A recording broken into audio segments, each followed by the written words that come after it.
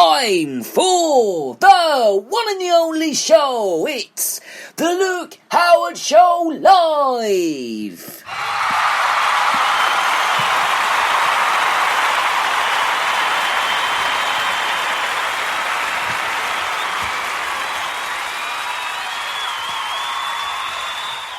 Well, thank you very much. Thank you. Morning. Hope everyone is well. And we've got a great show lined up today. It's Thursday, the 23rd of July. Where has the time gone, eh? Where has it gone? It's just whizzed by this week. I don't know where time's gone. I mean, some weeks do go slow for me and some weeks do go quick for me. But this week has gone really, really quick. I don't know why, but it just has. Tomorrow is Friday. So I think it'd be much better if we can talk about face masks tomorrow, because of course you have to wear them in shops and everything. So I think we should talk about it on the show tomorrow, but I think we're going to discuss a little bit about that today. We've got lots of different things to discuss, but first, hope everyone is raring to go for today's show. Raring, because we've got lots to look forward to on the show today. We're talking refreshments, we're talking news, we're talking music, we're talking entertainment. It's all kicking off here on the one and the only show, the Luke Howard Show.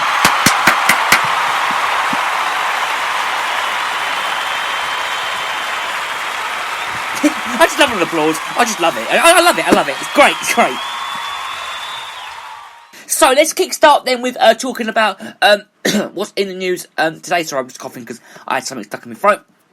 So, let's start off then by talking about Boris Johnson. He said about the responsive shows that might off the UK Union. And everyone knows about this because the response to the coronavirus pandemic has shown that the sheer might off the UK Union. Boris Johnson has said today on his visit up to Scotland. Now, the trip a year on since he became PM will see Mr Johnson meet members of the Mid Forces and their families. He said troops had done virtual work to support the NHS during this pandemic, and please, Theresa, Treasury job rearrangement schemes. I always do that every time I say Treasury. It looks like it says Theresa, but it's not. It's Treasury.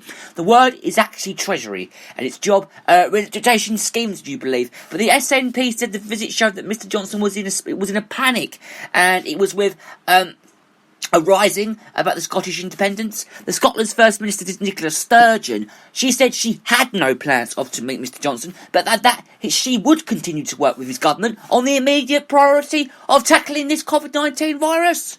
Mr Johnson said he pledged to be a Prime Minister for every corner of the United Kingdom.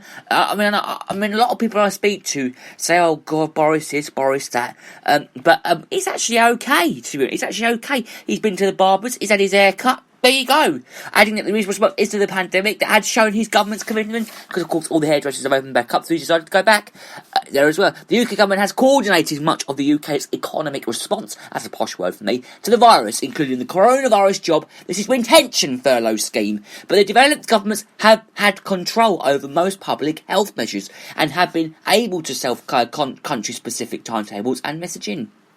Although the whole of the UK entered lockdown in the same week, which each consistent part has eased restrictions in different ways and at a different rate. Now, phase of the three of Scotland's route map out of lockdown began last week as, pubs, restaurants, hairdressers, of course. My sister's a hairdresser, as I say on this show quite a lot, so I think I respect them all very, very much. Of course I do.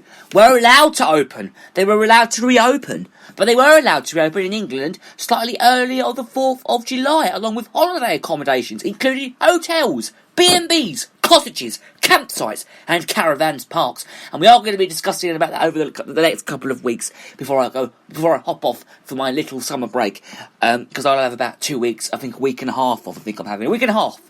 I think I'm having 12 days, I'm having 11 days off away from this show in August, and I should be back, I think, on the 24th of August, so I shall be off, I think, from the 12th of August, and then I don't know what, I've got carried away here, because I'm going away on the 12th of August, I'll be off from here, away from here from the 12th of August, and then I shall be back till the 24th of August, so you've got me until the 12th of August, which is great. Now, Boris Johnson said ahead of his visit, the last 6 months have shown exactly why the historic and heartfelt bond that ties the four nations of our country together. is so important, and the sheer might of this union has actually been proven once again. But, in Scotland, the UK's manufacturing armed forces have been on the ground doing virtual work to support the NHS, would you believe, from settling up and running mobile testing sites to airlifting critical ill patients. I know there's lots of ill patients at this moment. I was chatting to a lady the other day, an old lady, bless her, in the streets, and she said to me, I don't believe all this, what's going on at the moment. And I thought, really? Really? You don't believe what's actually going on at the moment? She wants to get herself down the hospital to see what's going on down there at the moment. But it's all not great down there, all this going on at the moment in the hospitals. The UK Treasury stepped in to have the jobs of a third of Scotland's entire workforce and kept the wolves at bay for tens of thousands of Scottish businesses.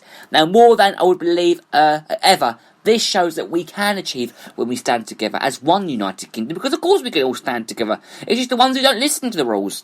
The UK government said the furlough and self-employment schemes had actually supported 900,000 jobs up in Scotland. Miss Sturgeon, tweeted that the Prime Minister's visit to Scotland highlighted the argument for Scottish independence. She said, I welcome the PM to Scotland today. Or in a Scottish accent, I welcome the PM to Scotland today. There you go, that's the accent. I welcome the PM to Scotland today. Now, one of the key agreements for independence is the ability of Scotland to take our own decisions rather than having our future. Yeah, I welcome the PM to Scotland today. We didn't vote for taking this down a path, and we haven't chosen his present highlights of that.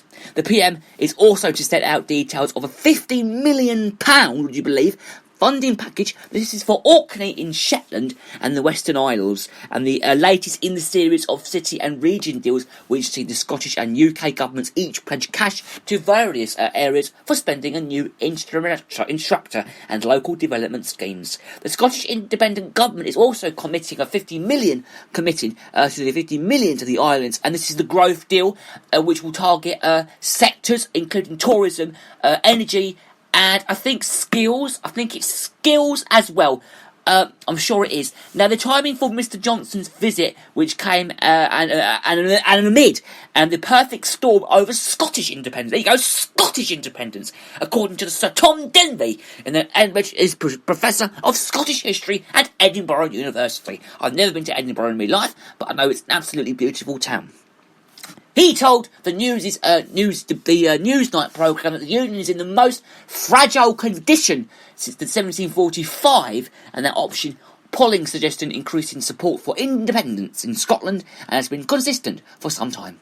Newsnight's political editor Nick Watt, he added the senior SNP source had told him they believed the party's moment is at last arriving. At Prime Minister's questions on Wednesday, which was last night, the SNP's Westminster leader Ian Blackford told Mr Boris Johnson that he was visiting due to the recent polls suggesting support for independence was on the rise.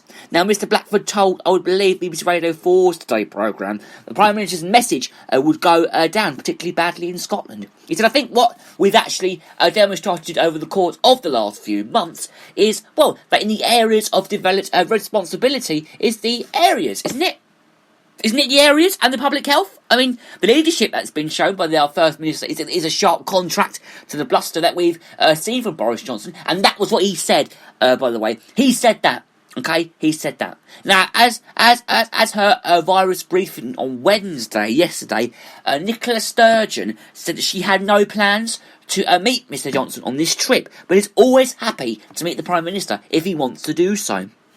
She also added that we're all very focused on the immediate priority of continuing to suppress COVID, and she said, I look forward to working with the UK government on that basis. She said, we have got the political disagreements over aspects. I think this is of Scotland and the UK's future, and she said, I'm sure that we will continue to discuss those constructivity as well. Nicola Sturgeon has previously suggested that her government's response is to the pandemic and was helping convert Scots and the merits of independence. Now, in an interview with Scotland on Sunday, just gone making her 50th birthday, she said, as we have stopped shouting about independence and shouting to ourselves about how we go about getting independence and just focus on dealing with the crisis. It has allowed people to take a step back and say, well, actually, that is the benefit of an honest edition and also perhaps things would be better if we had a bit more autonomous decision making and to come to our own conclusions. There you go. So we'll leave that story there about the Prime Minister Boris Johnson, who says responsive shows much of the UK Union. Okay. Well, let's talk about another coronavirus story now, because tomorrow is the day when every person who goes into a shop has to wear a face mask. But does that mean takeaways? Does it? Does it mean takeaways? Does it mean restaurants? Does it mean pubs? I mean, I'm going to lunch later on today to a pub. I'm going to a restaurant this afternoon. I'm going to go have a big meal. Starters, main, dessert, the whole lot, the full Monty, the whole thing, right? Okay, and no, I don't have to wear a face mask. I mean, I don't have to wear one in shops anyway. I don't know why. I've got a disability. I do know because I've got a disability, so I don't need to wear one. I mean, everyone else has to wear one, but I don't have to. But will I feel embarrassed walking in streets and walking in shops, not wearing one when everyone else is supposed to? But the government has been accused of mixed messaging over where people will have to wear face coverings when new rules come into force. Do you know, I'm looking forward to going for my meal this afternoon because I don't have to wear a face mask. I mean, well, it's true, because how are you going to eat your meal when you got a face mask on your face? Well, of course that's true. And how are you supposed to drink your drink in a pub? Okay, so they're saying it's... I don't really get this, because in shops you have to wear them, but not in pubs. But they will be compulsory in shops in England from tomorrow, but full guidance is yet to be published. So trade bodies and opposition... I mean, why did they decide to do this months ago? They should have decided to do it months ago, but why now? Why now, people? Why now? Okay, I had millions of conversations yesterday with people about this. Friends, family, video calls, and I said to them, they're doing it on Friday, but why now? I mean, I know the summer break's here and a lot of people are going to be going out and stuff, but a lot of people go out anyway. I mean, I visit towns, everywhere I go, there is people. People. I went to a park yesterday in Ware, and there was no one wearing masks at all. I mean, come on, people. I mean, they're now saying that we've now got to wear one. I mean, why didn't they say it in the first place? I mean, I've seen billions of parks open back up, and no one's taking stuff to clean all the slides down. No one is taking them at all, okay? No one is taking stuff to clean them down. I've seen it. I've been there. I've seen what's going on in parks. I see dads, mums, kids in parks playing them around with them, and they don't even take any bacterial stuff or anything to clean down the slides. Should they have opened them up in the first place? I mean, I saw people... I've said this before. I've seen people in parks and playgrounds playing in their playgrounds before the government have even said that playgrounds can reopen back up again. I mean, it's very, very hard, because all I've seen is people in playgrounds, people not cleaning stuff down the right way, playgrounds packed, young kids running around in them. I mean, why didn't they decide to do this months ago, people wearing masks? They should have decided it months ago, okay? Months ago must have been when they decided to wear masks in shops, and they've only just decided, and nobody knows why. Why? Why have they only just decided to wear them now? So, Minister Brandon Lewis said face coverings will be mandatory when purchasing takeaway food and drink. I mean, it's no different with being in the shop than being in the takeaway shop anyway, but not if you are eating in the premises. I mean, there's more people in the takeaway shop than there is in a shop, to be honest with you. People eating meals and getting takeaways, they're packed, and then they're saying that no one's going to be wearing one in there either. It is absolutely awful, really, that you've got to wear one in a shop, but not in a takeaway. And not in a restaurant. So it's alright to sit in a restaurant not wearing a mask with your family and your friends, and when you go into a shop, you've got to wear one. If it's a gift shop or anything like that, yeah, of course you have. But if you are going into a takeaway and you are eating in somewhere, that's got to be a takeaway, then that is like hospitality. You are eating, and it's not particularly easy to wear a face mask. They all recognise that, and Northern Ireland Secretary has also said, but if you are going to buy a product and leaving again, then you are treating it like a shop, and you should be wearing a face mask. The Department of Health spokesman said it is a shop, of course, or a supermarket, as a cafe, or a seating area to eat and drink. You can remove your face covering in that area. But there's more people in cafes than there is in bloody shops, for God's sake. However, Kate Nicholas, Chief Executive of the UK Hospitality, said that contradicted what the industry had previously been told by the government, and it was very late in the day for this to be confirmed. It's really unhelpful to have that conviction, because the single biggest thing that we need now is to rebuild consumer confidence, and that needs clear, unconventional messaging. new regulations will only be published today, less than 24 hours before they come into effect. Now, the criticism has come after Matt Hancock and